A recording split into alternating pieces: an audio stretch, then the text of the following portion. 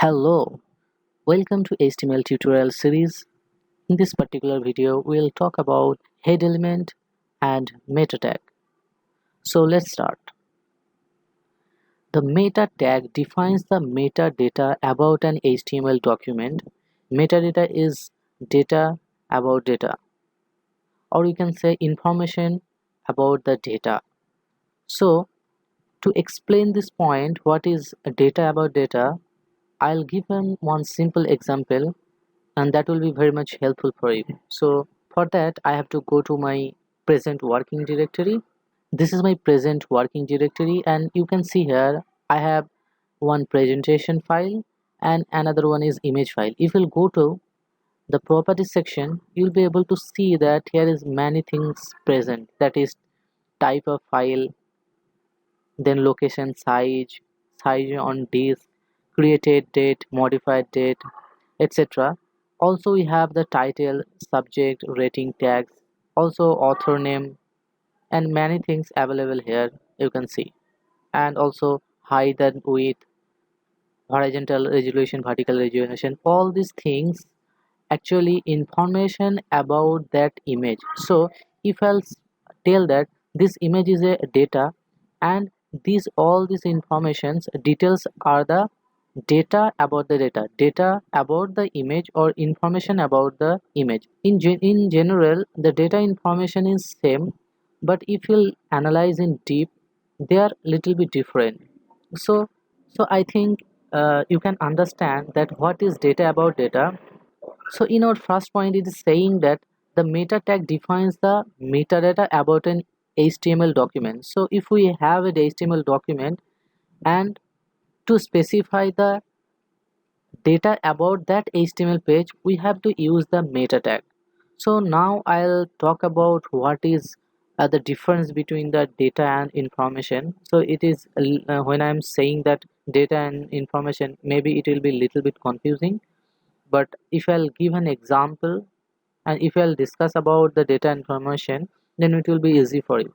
So in this slide you can see two different points here, data and information. In the first point, it is saying that data is raw and it is uncategorized facts that need to be processed. Unprocessed and uncategorized raw facts. Data can be something simple and seemingly random and useless until it is categorized. And the information is saying that when data is processed, organized, structured, and presented in a given context as to make it useful, then it will be called as a information. So we can say that information is a modification version of data, and it is an information have a context, and this is a processed, organized, and structured data. That is actually called information. So information is much more useful than data. I hope this is clear for you. So we covered the first point.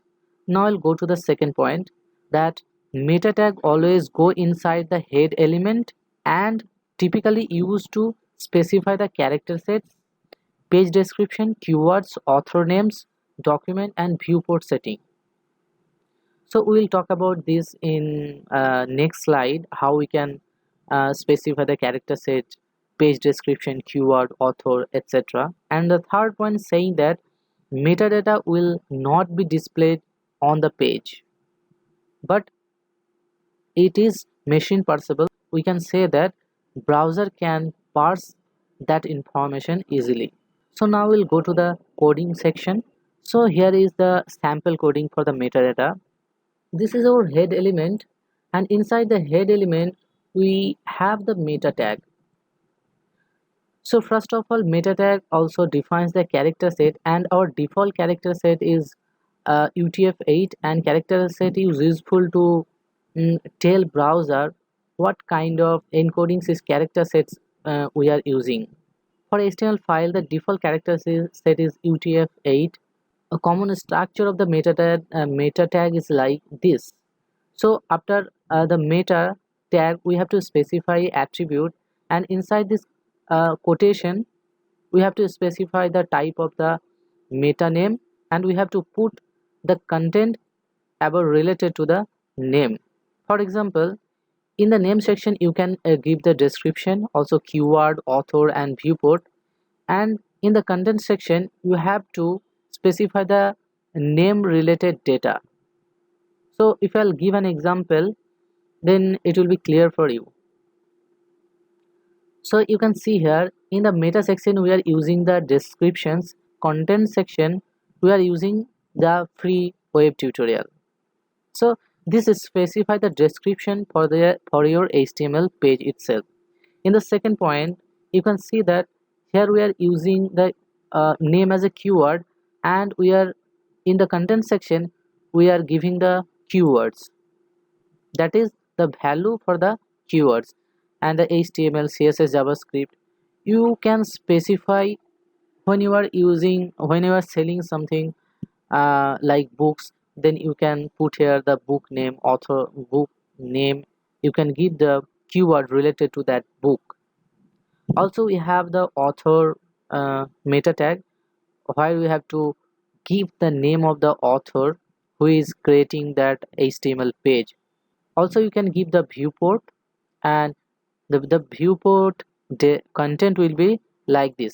And what is viewport? Viewport is nothing but when you are loading a web page in a device, it may be mobile device or it may desktop or it may be tab. To see the output in better way we are using the viewport.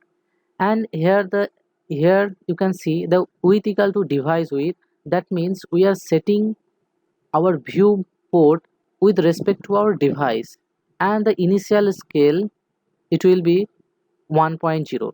We will talk about the viewport and we'll give the example how viewport actually works. I'll discuss it properly in the later video session.